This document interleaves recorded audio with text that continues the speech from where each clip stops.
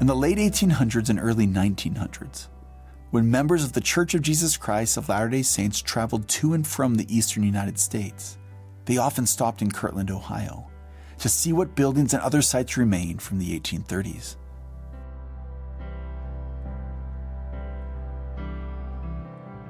But by the end of the 20th century, tens of thousands of Latter-day Saints were traveling to Kirtland each year. In fact, the city had become a destination for those seeking to walk the fields of early church history. By that time, the church had restored or rebuilt a number of historic buildings in Kirtland, presenting to visitors a robust historic site. A place for them to ponder how God communicated to Joseph Smith in the 1830s through revelations. A place to consider how God communicates with men and women today. How did historians and church leaders work together to make Kirtland a historical site? A destination for those curious about the place's spiritual significance. What obstacles did they face and how did they overcome them? And perhaps most importantly, how does the ongoing work to restore and preserve historic sites in Kirtland help visitors feel and embrace the city's spiritual legacy? We'll answer all those questions in this, the final episode of Kirtland, City of Revelation, a Joseph Smith Papers podcast. I'm your host, Spencer McBride.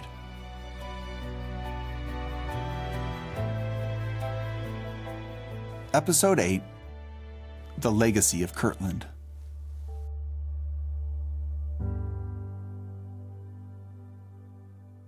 In considering the return of members of the Church of Jesus Christ of Latter-day Saints to Kirtland and surrounding sites, I spoke with Jenny Lund. At the time of our interview, Jenny was the director of the Historic Sites Division of the Church History Department. Latter-day Saints began traveling to Kirtland very early on. In fact, really before the Saints came to the Salt Lake Valley. Particularly missionaries who were going out would often make a stop in Ohio to see the Kirtland Temple particularly. And you have to remember that there were Latter-day Saints who stayed in that area. So not all the members of the church left in 1838. And there were a number of splinter groups of the church that were in Kirtland as well. And some of those people gave tours of the temple to visitors. I think a key fact to understanding how important the temple was in Latter-day Saint memory is the major kind of fact-finding trips or major trips to try and recover Latter-day Saint history. One in 1878 made by two apostles, Orson Pratt and Joseph F. Smith. One in the 1880s by Andrew Jensen, who was working in the church historian's office, and a couple of other saints. And then the one in 1905, which included all of the First Presidency and several apostles. All of those trips went to Kirtland. Kirtland has such a prominent place in the early history of the Church of Jesus Christ of Latter-day Saints. I cannot help but wonder what was racing through the minds of the early church members and leaders who visited the area, contemplating the eventual purchase of some of the historic properties in and around the city. Jenny told me that the church purchased the John and Elsa Johnson home in Hiram, Ohio in 1956, but that the story of purchasing and restoring properties in Kirtland itself is a little more complicated. If we were to say, what year did the church first purchase property in Kirtland proper, that would be 1976. But the story actually starts much earlier than that. There was an individual named Wilford Wood, who's a Latter-day Saint, and he was a furrier. He made fur coats by profession, and his profession took him all over the country many times every year. And he was also a lover of church history. So as he traveled, he would look for opportunities to buy early copies of Latter-day Saint books or manuscripts, and then he got interested in historic sites. So in 1934, he was in Kirtland, and recognizing the significance of the building, which at that time was a tavern, but had earlier been the Newell K. Whitney's store, he decided to purchase that. And so he bought that for himself in 1934. He often worked with church leaders at that time, and so he went to the church and said, "Are you interested in purchasing this?" And the church said no.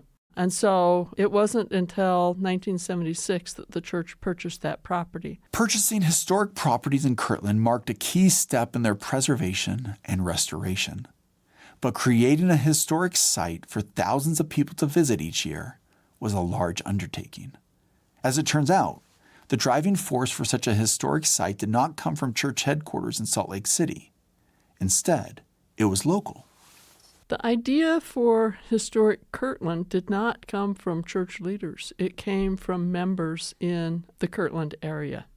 Individuals who loved church history and who tried to discover the history of the church in the Kirtland area came to be real advocates for this with church leaders. So when church leaders would go to a conference in the area, they would get a tour and a little strong-arming to say, "Wouldn't this be a great idea?"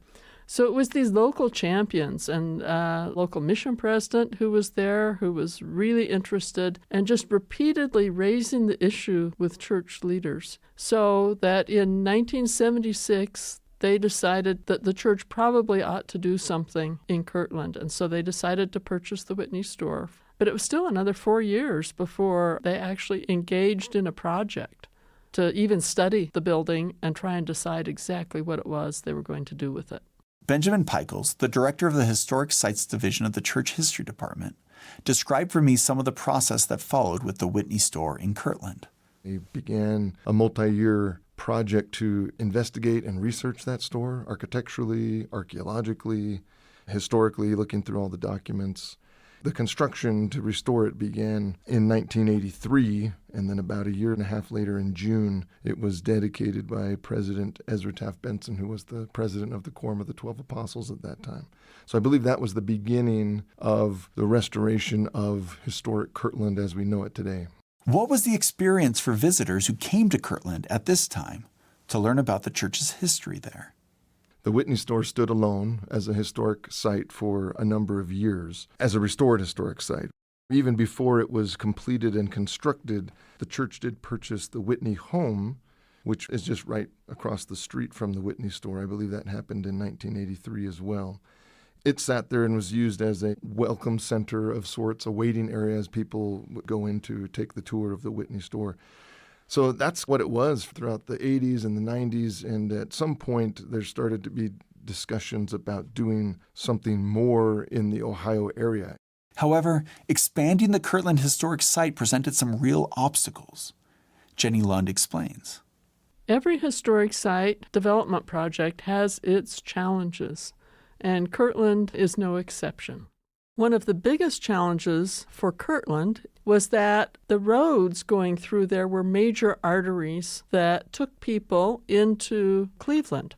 Now, Kirtland itself and the area around it are really bedroom communities to Cleveland. They're suburbs, and so everybody every day was traveling into the city to work. And that meant that there were thousands of cars per day going through a little four-way stop right in the center of what we wanted to be our historic site. And so the big issue there was that we needed to move the road, because you really can't have thousands of cars going right through the middle of your historic site. It's way too dangerous for visitors. And so that took a lot of negotiation. We partnered with a private nonprofit group who raised the money to give to the state of Ohio in order to get that road moved. And it took years to figure out. This moving of a main state highway in Ohio is similar to what occurred in Manchester, New York, when the Smith family farm adjoining the Sacred Grove was restored. A busy road went directly through the site and needed to be rerouted for the safety of visitors. Benjamin Pickles told me that the restoration projects also had to deal with the presence of a different type of modern infrastructure. Another obstacle in connection with restoring historic Kirtland were it's associated with the road, but on that busy road that they moved, there were also high-tension power lines.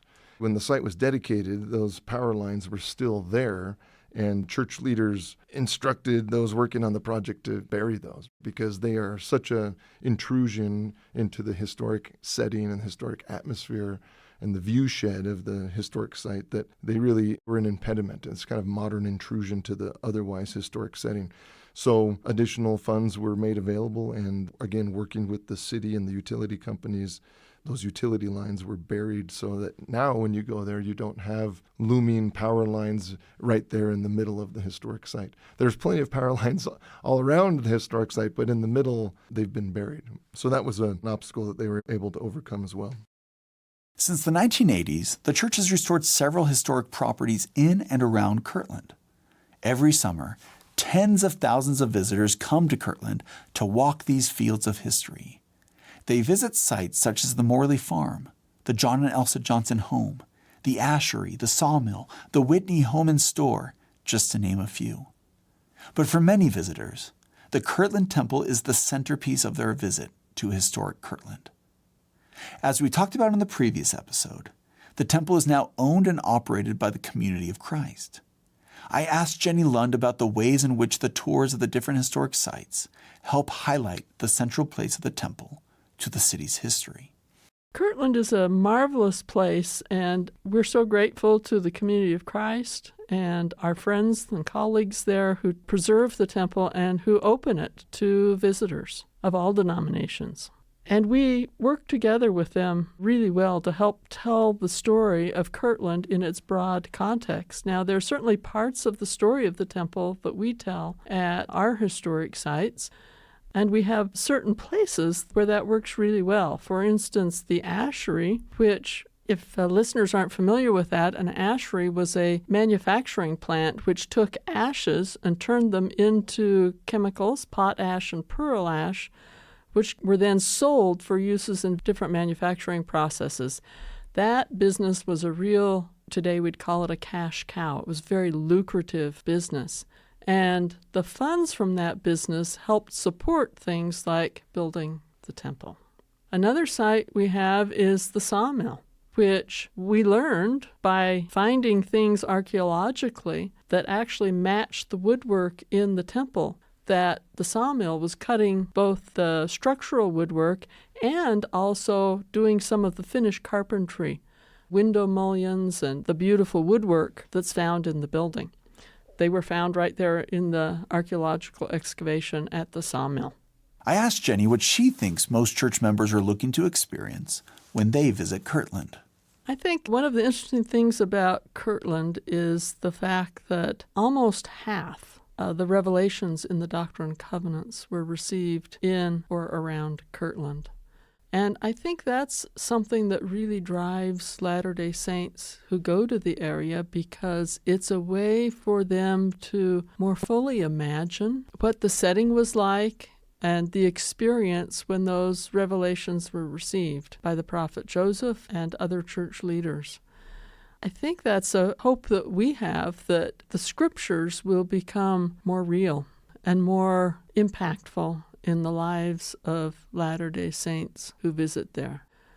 For me, I always feel like it's a matter of hoping that people find a connection with the past, that they feel something while they're there, and that they walk away a bit of a different person, that they understand the world, and they understand their faith, and they understand the love of God in a different way.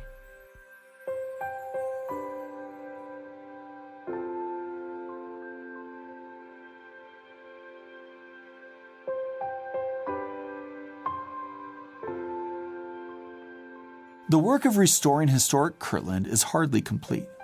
Historians continue to locate historic buildings or the location where significant buildings once stood. In some cases, homes lived in by Latter-day Saints in the 1830s have been lived in by others ever since. With remodels and expansions over the ensuing decades, the homes may not look historic at first glance. But beneath all these additions lie the bones of historic properties.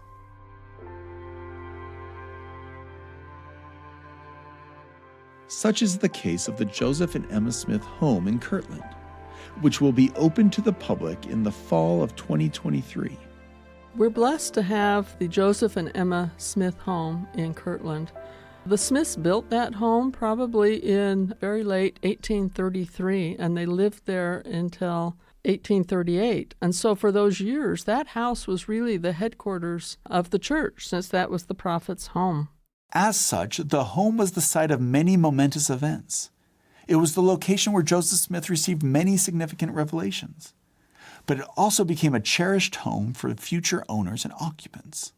Benjamin Pickles explains. When Joseph and his family left Kirtland in early 1838 to go to Missouri, the home was involved in a lawsuit, property disputes, and ultimately was repurchased by the church.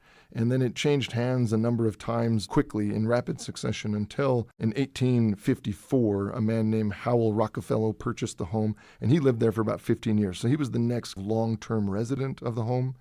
He sold it to a man named Milton McFarland, who purchased it in 1872, and he lived there for 32 years until he died. And then his widow lived there for another 14 years until she died in 1921. So much of what the home was like before it was restored by the church in 2022 was a result of Milton McFarland and his family. And he changed the home significantly. I asked Ben what the restoration process entailed and what they discovered about how the home had changed over the years. The original home was 1.5 stories tall. Milton raised it to 2 full stories. The original home had a very small room attached to the back of it, or a rear room, if you will. Milton McFarland tore that down and brought up, we think it was a barn, and attached it to the back of the home. So he expanded the home significantly in size. All of that has been removed as part of the restoration, and what visitors will see today is really an accurate restoration of what the home would have looked like when Joseph and Emma were living there. The Reorganized Church of Jesus Christ of Latter-day Saints purchased the home in 1979, and they used it as a residence for some of their personnel that worked in Kirtland with the temple and whatnot until 2012, when they sold it to the Church of Jesus Christ of Latter-day Saints. And when we purchased it, we spent a good 10 years studying it intensively, architecturally, archaeologically, historically, and ultimately we began the restoration. And we're excited to now share that with the visiting public. We think it will be one of, if not the most significant historic properties of the church in Kirtland. Not only because it's right down the hill from the temple, the historic cemetery is the only thing that separates Joseph and Emma Smith's home from the temple, but also because of the really amazing things that happened in that home, or that happened in the restoration while Joseph the prophet was living in that home. What were some of the major challenges you and your colleagues faced in the restoration process? Anytime the church undertakes the restoration of an original structure, or even reconstructing a structure that no longer stands, but especially in this case where you have an original structure that's been heavily modified over a number of years, a big challenge is simply this, trying to figure out what is original to the home and what was added later. And so, like I said, we undertook many years of research trying to answer that very question. We hire architectural historians to go into the home. They peel off a lot of the modern drywall and plasters, and they start looking at the actual bones of the home, the original elements. And they can see, in this case, for example, on the second floor of the home, as you peel off the wall surfaces, you start to see that the original studs of the walls ended about halfway up the wall, and then attached to the side of them are extensions of those studs when they raised the second floor to an entire full story. And so that's an obvious clue that the original home was only 1.5 story. We did extensive documentary research, looking at the documents and the journals and the newspapers and photographs. And fortunately, we have an early photograph from about the 1880s that shows the home before the second story was fully enlarged. And so these architectural historians go through, and it's almost like doing an archaeological investigation above ground. They read all the clues in the building itself, from the types of nails being used to the types of moldings being used, and they know how to date all of those things, and they can start to piece together what is original, what is added later. Adding to that, we bring in teams of archaeologists to start investigating what was the original footprint of the home. And in this case, we ripped up the floorboards of the later rear addition to the home so that the archaeologists could get into the ground there. And they started digging down there, and they found evidence of what the original rear room of the home was. So that's how we know how to reconstruct that original room, how big it was and the size that it was. The opening of the newly restored Joseph and Emma Smith House in Kirtland is an exciting development for an already robust historic site. At the conclusion of my conversation with Benjamin Pickles, he reflected on the significance of the work that he and his colleagues undertake in restoring historic sites and opening them up for the public to visit. We often ask ourselves the hypothetical question of what would the church do with these places if no one came to them ever again, if people just stopped coming for whatever reason. We don't think that would ever happen, but if that were to happen, what would the church do at these places? And I don't know the answer because I'm not a senior leader of the church, but I'd like to think that they would still keep and preserve these places because of what they represent. They are tangible witnesses of the restored gospel of Jesus Christ. And so much of what happened at these places still impacts and still influences. I mean, it's core to our identity as God's covenant people, as the Latter-day Saints.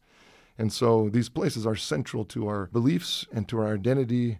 And because of that, we want to make them as accurate and as truthful as possible and to preserve them as best we can so that, if nothing else, we are witnessing to God himself that we remember what he's done for us in these last days in restoring his gospel and kingdom to the earth.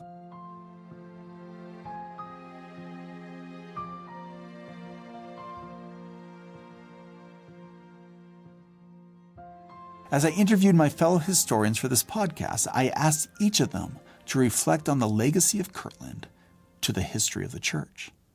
Matt Groh, Managing Director of the Church History Department, offered some thoughts on how the years when the church was headquartered in Kirtland affected the trajectory of what followed as the church grew and spread throughout the world.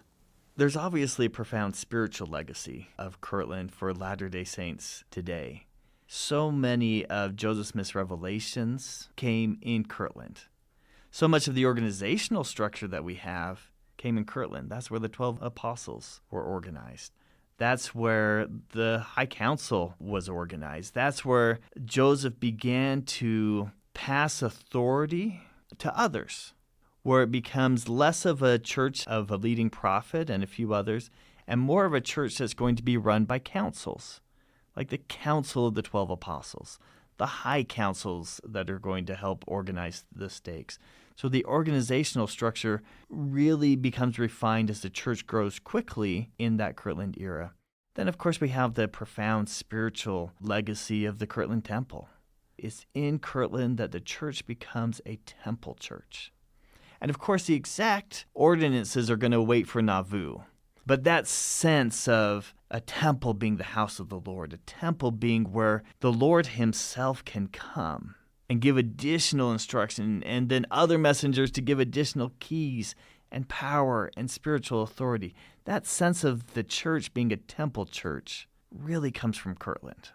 To dive even deeper into the historical and spiritual legacy of Kirtland in the present, I spoke with Elder Kyle S. McKay.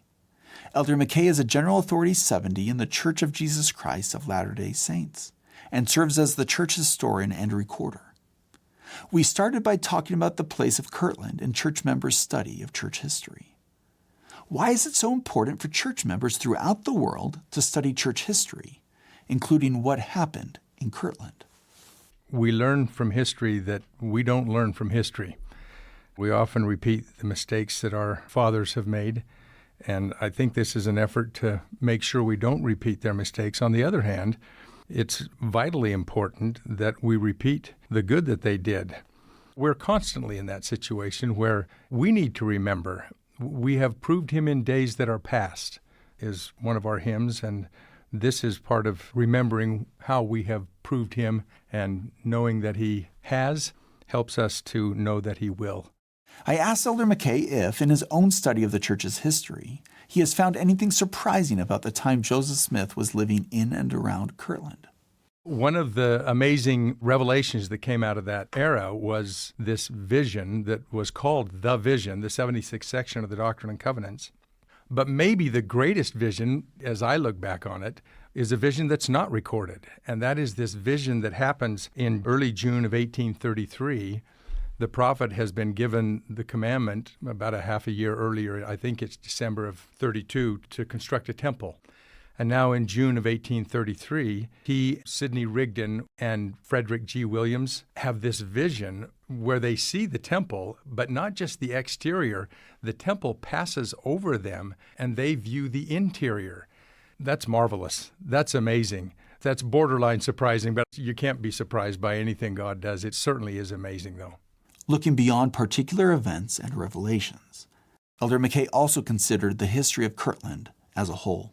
Another thing that is amazing that comes out of Kirtland is the making of Kirtland itself.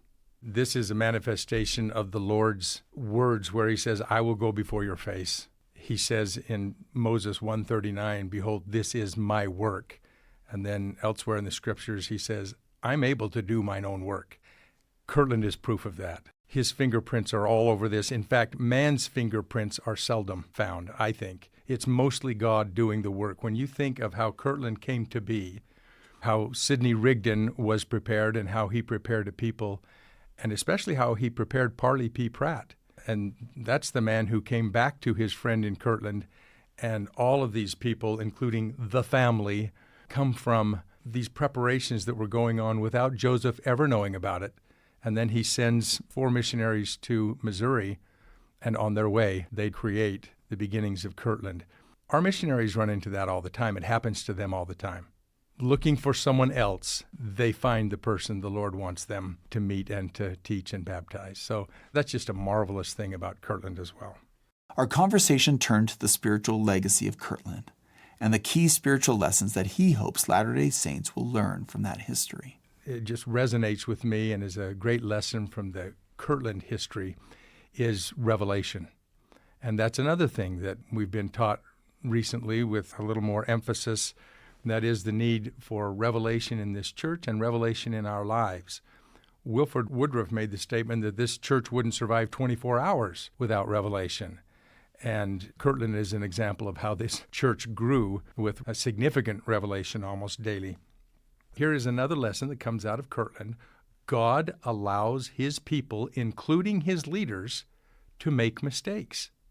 One of the great revelations that came in Kirtland, in fact, it was promised that it would come in Kirtland, is the law, Doctrine and Covenants, section 42. In that law, the Lord gave a revelation, or one of the things he said can be juxtaposed to other revelations he's given. You'll recall in section 60 and in section 62 and elsewhere, he said regarding decisions that the brethren had to make, do as seemeth you good. It mattereth not unto me, only be faithful. You're my child. I've given you the ability to reason and to make decisions, so do as seemeth you good. And so long as you're faithful, I'll support you. In section 42, the law, verse 16, he said, and as ye shall raise up your voices by the Comforter, ye shall speak and prophesy as seemeth me good. So the Lord makes a distinction between matters where we're to move forward as seemeth us good, and matters where he says, we're going to do this my way. And we learned that in Kirtland. So one of the things that it seems anyway, in retrospect, the Lord said, okay, make your Kirtland Safety Society. Do as seemeth you good. And they did. And it failed, and it didn't wreck the church, but it caused some turmoil. In matters of preaching the gospel and gathering the saints, we're going to do that as seemeth me good. And so we learned that distinction there in Kirtland. At the conclusion of our conversation, I asked Elder McKay what he thought the legacy of Kirtland, Ohio during the 1830s is to the church today. Kirtland was a place of abundant revelation, but I think it's important for our members to remember that the abundant revelation continues. Revelation in context and for the purpose of the restoration just flowed in Kirtland. But in personal lives, it didn't stop there, and it continues now. And so the revelation and the words of the Lord in section 42, when he said, if you will ask, you'll receive revelation upon revelation, or revelation after revelation. And that promise he makes good on, if we will ask. Now, the Lord also established a pattern, and Joseph followed it from the time he was 14 years old. And he got it out of the book of James. You don't just ask. You ask in faith. Nothing wavering. And if you read all the accounts of the first vision, Joseph entered the grove and asked in faith for forgiveness and for guidance. That pattern is repeated, and it's implicit, but sometimes expressed in most of the revelations in the Doctrine and Covenants.